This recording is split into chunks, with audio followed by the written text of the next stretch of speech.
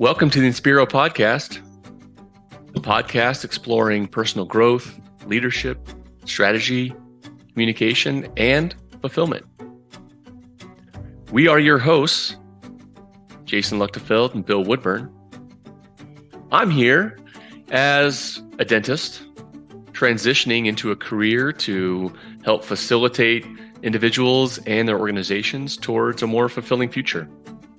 Hi there, I'm Bill Woodburn, and I'm a licensed professional counselor and licensed marriage and family therapist in Austin, Texas. I'm fascinated by the way people come together to solve problems, whether that's couples or families, dental practices, or organizations. We're going to be exploring a lot of topics, and for us to be able to be free to do that, I have to let you know that this is not intended to be dental advice or counseling advice.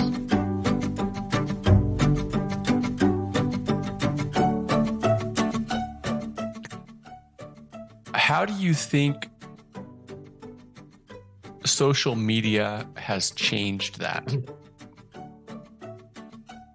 So as you look at your practice, you've been practicing long enough to see communication, positive and negative, before social media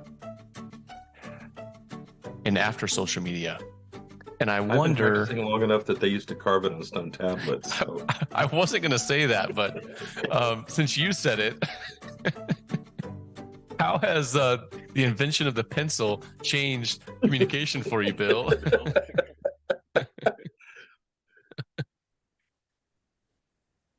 I want to go back a little bit to email.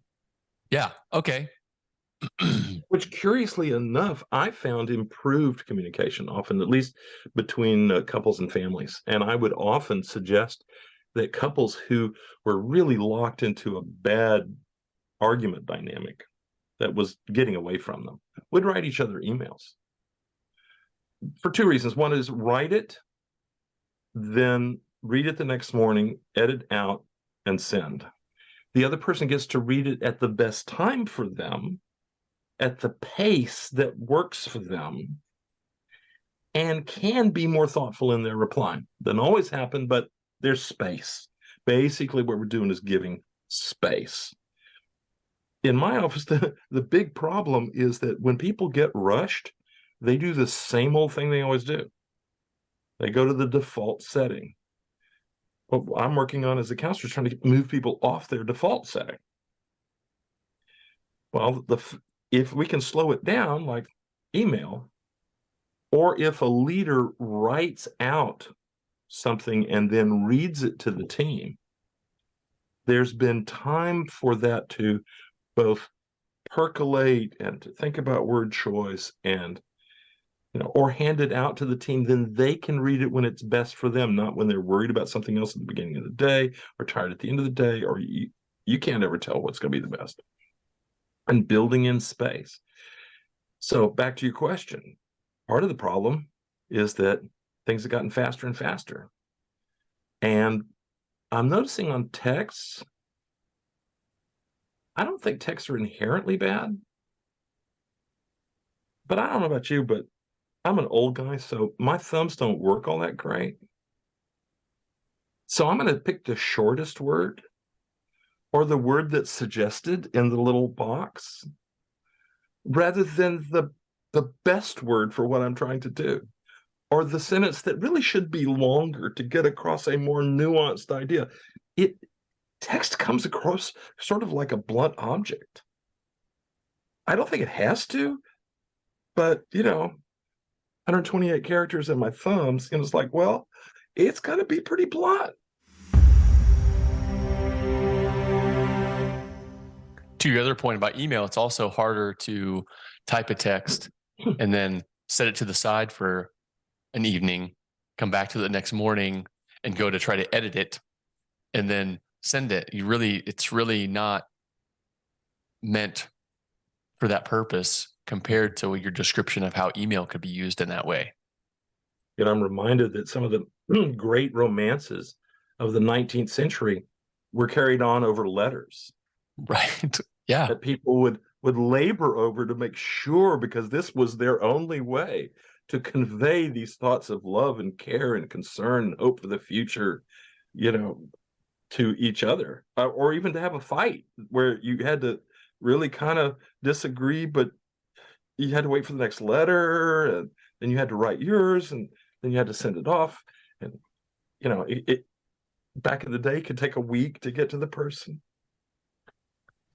Yeah. And trying to, that I've found that is increasingly difficult to explain myself in words, that when I read or when someone else reads, they interpret the same way that I do. And I think we've lost a lot of that. We've lost a lot of the ability to write in a way that is clear. Sure. And so I think this segues into then our attention spans are shorter and shorter. We get a click and a ding every like 8 seconds. And so in everyday utility, maybe there's some space for that. But when we're talking about the dynamics of human interaction, then I think it's really important. I've heard you say this a few times, slow down. Yes, slow down. And one of the things I want to second that you're saying is, often people say, what do I need to be a really good leader in this tense situation with this team that's got struggle? And I said, the biggest tool you need is a thesaurus. Yeah. Well, I remember I did my internship up in Abingdon, Virginia, which is where the Blue Ridge and the Appalachians come together. So it was a public family agency. So we got lots of folks that were coming out of small towns, coming out of the mines. And I remember one father who was really struggling with his teenage son, who had gotten into some trouble. That's why they were there. And I said, well, what do you really want from your son? And he said, I want him to be a good boy. And I said, could you tell him what he needs to do to be a good boy? Well, he needs to do good things. Well, could you explain what some good things are? Well, they're good things, not bad things. And I realized, oh my gosh, this guy actually doesn't have the words that he needs to tell his son what is really in his heart, what is really workable. He just has these few words to give his son, and his son, what a bad kid. He was pretty mystified, though. I mean, what does my dad want? Well, not to do bad things, to do good things. What other things? I don't know. I think maybe the dad did, but he couldn't get it across. And it was just a word problem. Yes. So that's interesting to use a thesaurus. That could actually be a really good tool for people to grab a thesaurus, and if you're finding that you're not making headway in a conversation because of word choice, then you really could use a thesaurus. Or, we talked about the awareness wheel and grabbing the feeling wheel to try to find better words to describe the feeling that you're having. It's the same thing. It's just using a wider variety of words to try to get a message across.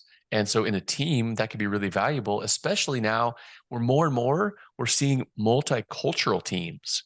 And so having communication across cultures within an office, or if we get back to social media, we're communicating with somebody in a completely different country about a topic, then our word choice becomes even more critical to make sure that the word we're saying means the same thing to them as it does to us. Oh, yes. And when I do the EI workshop, one of the things I talk about is how words can mean vastly different things to different people based on how they grew up. And it's one of the classics, and I hear it in dental offices all over, is the word fair. Well, what does fair actually mean? It's a huge concept to be contained in such a short word. And that's where thesaurus could come in really handy, to look up fair, just, right, equitable, begin to flesh that out so you can use the right term. What are we talking about? Fairness? Are we talking about justice? Are we talking about expectations? I mean, what are we talking about? What is this word? Same with, angry. I'm angry at you. Well, that doesn't really tell you much. Using the feelings wheel or a thesaurus to say, I'm frustrated with you. Oh, that's different. Mm-hmm. There's this thing you're trying to do, and somehow I've gotten in the way. And that tells me what I might do about it.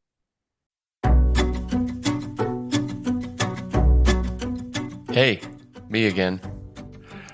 All right, hope you enjoyed that quickie.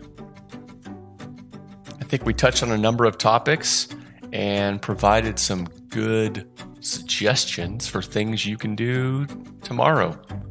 So if needed, download your Thesaurus app or go buy one at the bookstore and see how that can impact your communication with your team, your significant others, family, etc. And we'll have another quick one, I think, next week. Thanks for listening in. As always, questions and comments to inspiropodcast@gmail.com. Cheers.